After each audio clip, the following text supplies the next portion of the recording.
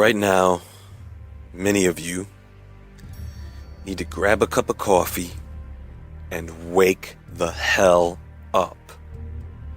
I cannot believe so many of you are refusing to admit that what you are experiencing and what you are seeing is a problem.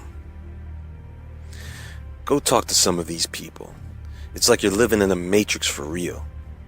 You put something that they can see and touch right in front of them, and they will deny its existence as if they were programmed to do so.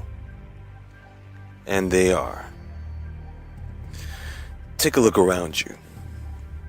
Every other person has their face buried in some portable device.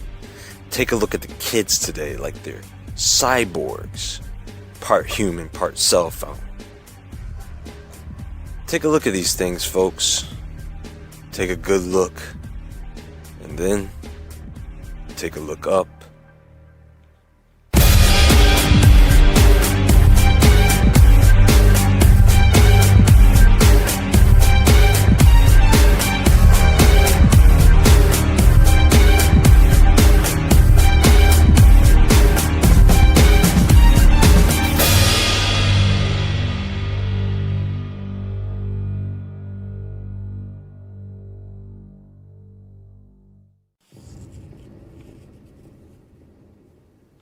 Now, there's something you need to know about the sun. First, the sun does not give off heat. The energy from the sun causes the earth to create its own heat. This energy comes in the form of electromagnetic radiation, radio waves, microwaves, infrared light, visible light, ultraviolet light, X-rays and gamma rays. These are all released by the sun, but only a small portion of that radiation makes it to the surface of our planet.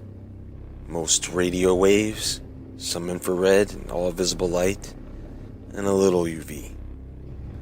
All of the radiation is filtered by our atmosphere, and for a good reason. The low-frequency waves are not as dangerous to humans as the high-frequency waves, starting with UVA and UVB rays.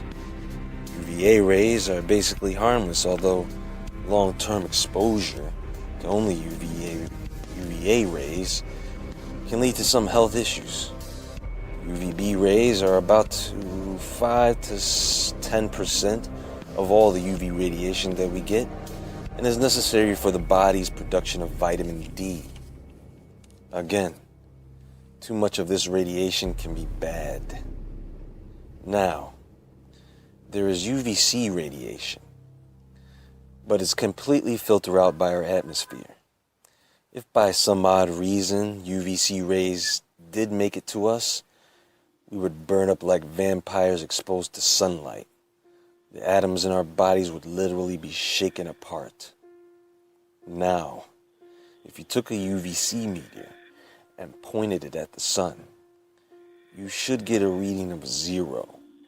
There should be no UVC radiation around us. But you will get a reading. And even though it's a very small amount, there is UVC radiation present. How can this happen? Holes in the atmospheric layers, a side effect of geoengineering, weather modification, along with other man-made air pollutants.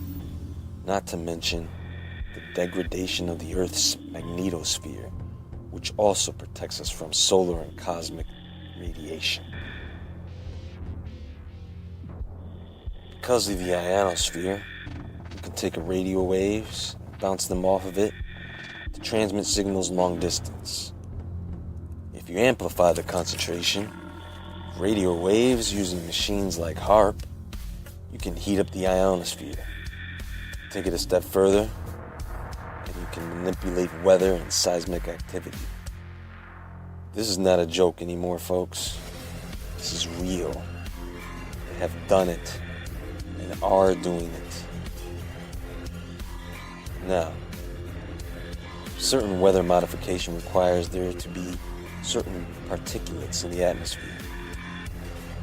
And the only way those particulates get into the atmosphere is by being deliberately placed there. Chemtrails. Here we go with more man-made crap. If I was God, I would want to wipe us all out and start fresh again too. I mean, look at what we're doing. This is insane. They are, in fact, spraying toxic chemicals in our skies. I guarantee you that you can go outside right now, look up, and see them spraying your ass. Go ahead. Go look right now. And please, if you tell me it's water vapor, I'm sorry, but I can't be your friend anymore. And it just goes to show you how stupid these chemicals are making you. You're telling me that sometimes water vapor disappears right away, and sometimes it lingers in the sky for hours. We see private and commercial aircraft every day.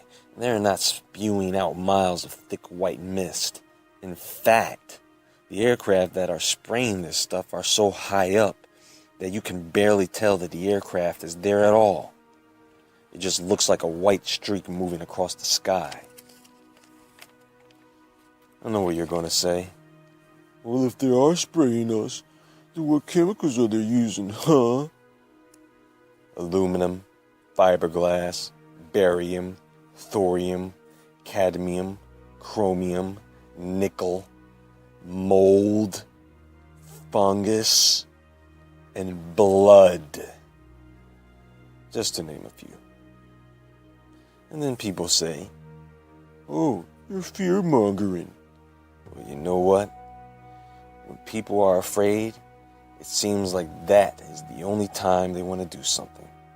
And by then, it's too late. You don't have to be afraid of this stuff. You just need to be aware.